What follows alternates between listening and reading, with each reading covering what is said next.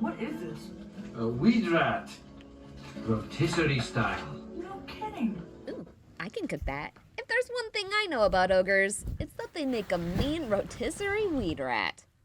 We'll start with ground chicken, since that's supposedly what rat tastes like. To that, we'll add an egg and some seasoning straight out of the swamp.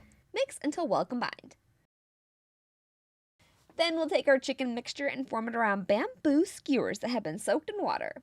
Twirl strips of bacon into long tail shapes and wrap the bacon around the skewer so that it looks like a rat tail. Next, shape the meat so that it's about the size of a rat's body with a head and ears.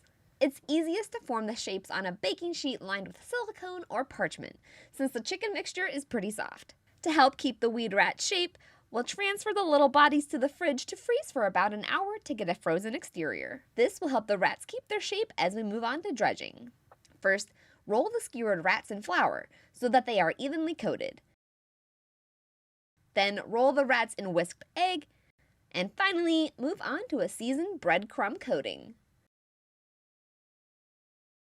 Once the rats have their breading, we'll cook them up rotisserie style. If you don't have a rotisserie setting on your air fryer, you can totally pop them into a regular oven or fry them up in a deep fryer. Bake the rats until they are crispy and perfectly cooked through before serving them up to your princess. These rotisserie weed rats are quite delicious if I do say so myself, and I'm not even in my ogre form at the moment. Heck, serve them up with some of Donkey's waffles and you've got the perfect swamp dinner. What fictional feast should I make next? Let me know in the comments below. If you liked this recipe, don't forget to flip that sub button and ring the dinner bell so you can be notified of my latest recipes and foodie adventures that I post every week.